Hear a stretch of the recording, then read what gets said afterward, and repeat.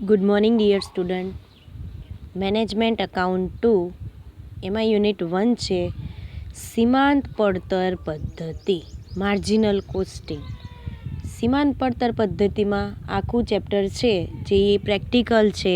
એમાં આપણે સમતુત બિંદુના દાખલા એટલે કે બ્રેક ઇવન એનાલિસિસના દાખલા, પ્રોફિટ પીવીઆર, પ્રોફિટ વોલ્યુમ રેશિયોના દાખલા ગણવાના આવશે। તો સીમાંત પડતર કોને કહેવાય તો એ જોઈએ કે સીમાંત પડતર એટલે ઉત્પાદનની અમુક સપાટીએ જો ઉત્પાદનમાં એક એકમનો વધારો કે ઘટાડો કરવામાં આવે તો તેના થકી કુલ ઉત્પાદન પડતરમાં થતો ફેરફાર। એટલે કે આપણે જાણીએ છીએ સીમાંત પડતર એટલે શું કે ઉત્પાદનની અમુક સપાટીએમાં જો આપણે ઉત્પાદનની અમુક સપાટીએ પહોંચી ગયા અને ત્યાર પછી જો ઉત્પાદનમાં એક એકમનો વધારો કે ઘટાડો કરીએ તો એને કુલ ખર્ચમાં કેટલો વધારો કે ઘટાડો થાય છે એને શું કહેવાય? સીમાંત પડતર પદ્ધતિ। એટલે કે એક ઉત્પાદનનું લેવલ હોય એ લેવલથી જો આપણે વધારાનું ઉત્પાદન કરીએ કે લેવલથી ઓછું ઉત્પાદન કરીએ તો આપણા ખર્ચમાં વધારો કે ઘટાડો થાય। એટલે કે આપણા પડતરમાં જે વધારો કે ઘટાડો થાય એને શું કહેવામાં આવે છે? સીમાંત પડતર પદ્ધતિ, માર્જિનલ કોસ્ટિંગ। તો માર્જિનલ કોસ્ટિંગ સીમાંત પડતર પદ્ધતિમાં આપણે દાખલા ગણવા માટે એક તો આવકનું પત્રક મેઇન ધ્યાનમાં રાખવાનું છે। આપણે આવકનું પત્રક જ્યારે દાખલો ગણીએ ત્યારે આપણે ધ્યાનમાં લેવાનું। તો એ આવકનું પત્રક કઈ રીતના તૈયાર કરવું તો કે વેચાણ, પહેલાં શું લખવાનું?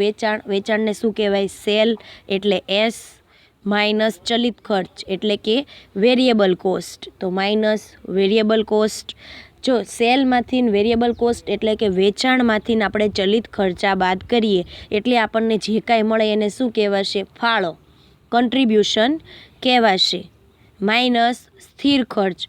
પછી જે આપણને ફાળો મળે છે એમાંથી આપણે સ્થિર ખર્ચ બાદ કરીએ એટલે કે ફિક્સ્ડ એક્સપેન્સ, કાઉન્સમાં એને શું કહેવાશે શોર્ટમાં? તો કે એફ।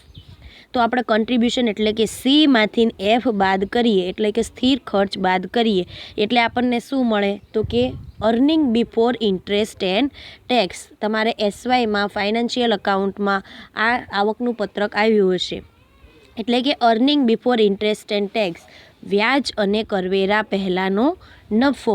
જો એમાંથી વ્યાજ બાદ કરીએ તો કરવેરા પહેલાંનો અને કરવેરો પણ બાદ કરીએ એટલે કે વ્યાજ અને કરવેરા બાદનો નફો મળે। પરંતુ આપણે અહીંયા સુધી ધ્યાનમાં લેવાનું છે વ્યાજ અને કરવેરા પહેલાંનો નફો। હવે જોઈએ સૂત્ર જે આ બધા છે એ સૂત્રના આધારે જ આપણે દાખલા ગણવાના છે એટલે સૂત્ર ધ્યાનમાં લેવા। તો પહેલું સૂત્ર છે ફાળો।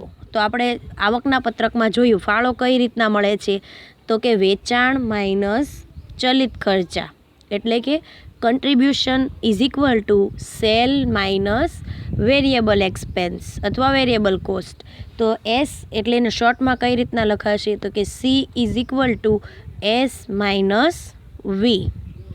ત્યાર પછી સમતુત બિંદુ, બધા દાખલામાં આપણને સમતુત બિંદુ શોધવાનું કહેશે। સમતુત બિંદુ એટલે શું કે એવો પોઈન્ટ કે જે પોઈન્ટ ઉપર કોઈ પણ આપણે બિઝનેસ છે એને જે ધંધો છે એને નો પ્રોફિટ નો લોસ એટલે કે નફો પણ ન થાય અને ખોટ પણ ન જાય એવી સિચ્યુએશન એટલે કે સમતુત બિંદુ। એટલે કે બ્રેક ઇવન એનાલિસિસ। એ બ્રેક ઇવન એનાલિસિસ એ કયો લેવલ છે, કયો પોઈન્ટ છે તો કે બીઈપી, બ્રેક ઇવન પોઈન્ટ એટલે કે નો પ્રોફિટ નો લોસ। એટલે એ સમતુત બિંદુ ઇન ધ સેન્સ કે આપણા ધંધામાં પ્રોફિટ પણ નથી અને લોસ પણ નથી એટલે નફો પણ ન હોય અને ખોટ પણ ન હોય એ પોઈન્ટ એટલે કે સમતુત બિંદુ। એને ઇંગ્લિશમાં કહેવાશે બ્રેક ઇવન એનાલિસિસ અને શોર્ટમાં લખાશે બીઈપી, બ્રેક ઇવન પોઈન્ટ। તો સમતુત બિંદુ ઇઝ ઇક્વલ ટુ એફ છેદમાં એસ માઇનસ વી। એફ એટલે શું થાય? સ્થિર ખર્ચ છેદમાં એસ માઇનસ વી। એસ એટલે શું થાય? વેચાણ અને વી એટલે શું થાય? વેરિયેબલ એક્સપેન્સ એટલે કે વેરિયેબલ ખર્ચ, ચલિત ખર્ચા। સમતુત બિંદુ જે આપણે આ સૂત્ર દ્વારા ગણીએ કે F upon S minus V તો આપણને કેવું મળશે? એકમમાં મળશે। જો આપણે બીઈપી એટલે કે સમતુત બિંદુ છે એ રૂપિયામાં મેળવવું હોય તો કયું સૂત્ર? તો કે F upon S minus V into S. F એટલે શું થશે? સ્થિર ખર્ચ, એસ એટલે કે વેચાણ સેલ વી એટલે કે વેરિયેબલ એક્સપેન્સ ચલિત ખર્ચા, એસ એટલે કે રૂપિયા. ત્યાર પછી નફા જથ્થાનો ગુણોત્તર, પ્રોફિટ વોલ્યુમ રેશિયો. તો પીવીઆર પણ આપણને દાખલામાં શોધવાનું કહેશે, તો એનું સૂત્ર શું છે? તો કે C/S ઇન્ટુ 100. એટલે C એટલે શું થાય? કન્ટ્રીબ્યુશન, ફાળો, છેદમાં વેચાણ ઇન્ટુ 100 એટલે કે ગુણ્યા 100. જો ઘણીવાર ફાળો ન આપેલો હોય તો ફાળો કઈ રીતના મળે? તો કે વેચાણ માઇનસ ચલિત ખર્ચા. પછી વેચાણ ન આપેલું હોય તો કઈ રીતના મળે? તો કે ફાળાના સૂત્રમાં વેચાણને બરાબરની બીજી સાઈડ લેવાનું અને ફાળાને બીજી સાઈડ, એટલે આપણને શું મળશે?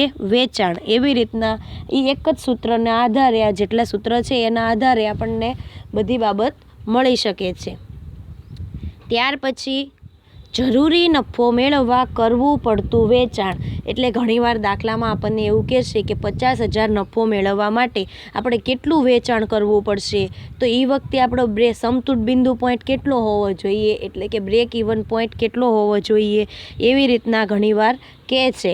તો એવું જ્યારે કે આપણને કે આટલો નફો મેળવવા માટે કેટલું વેચાણ કરવું પડશે એ શોધો, ત્યારે કયું સૂત્ર મૂકવાનું? તો કે BP is equal two F+P છેદમાં S માઇનસ વી. પી એટલે શું થાય? પ્રોફિટ, નફો. એટલે દાખલામાં આપણને કીધેલું જ હોય કે 40,000 નફો મેળવવા માટે કેટલું વેચાણ કરવું પડશે.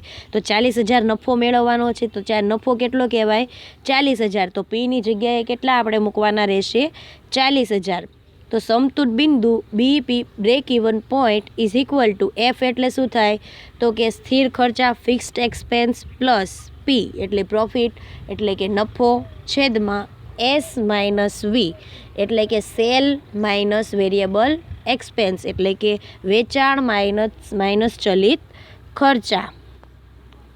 ત્યાર પછી ઘણીવાર આપણને દાખલામાં એવું પણ કે કોઈ પણ ધંધો છે એમાં આટલો લોસ જાય તો એની માટે કેટલું વેચાણ કરવું પડશે. જેવી રીતના આપણને નફાનું કીધું છે એવી રીતના આપણને ઘણીવાર નુકસાનનું પણ કે આટલા નુકસાન થવાનું છે તો એની માટે આપણે કેટલું વેચાણ હશે ત્યારે આટલું નુકસાન થશે. તો એની માટે જોઈએ કે બીપી સમતુટ બિંદુ is equal to F minus L. જો પ્રોફિટ હતો તો પ્લસ કરવાનો એફ પ્લસ પી, લોસ છે તો એફ માઇનસ એલ છેદમાં એસ માઇનસ વી. જ્યાં એફ એટલે શું થાય? તો કે સ્થિર ખર્ચ, એસ એટલે વેચાણ, લોસ એટલે આપણને એવું કીધું હશે કે ધંધામાં આટલો લોસ માટે કેટલું વેચાણ થયું હશે. તો 40,000 લોસ કીધો છે તો લોસની જગ્યાએ કેટલો મૂકવાના? નુકસાનની જગ્યાએ, ખોટની જગ્યાએ તો કે 40,000. અને વેરિયેબલ એક્સપેન્સ એટલે કે ચલિત ખર્ચા. આ સૂત્રના આધારે આખા ચેપ્ટરમાં, આખા યુનિટમાં આપણે દાખલા ગણવાના રહેશે. એની માટે આ સૂત્ર રિફર કરવા જરૂરી છે.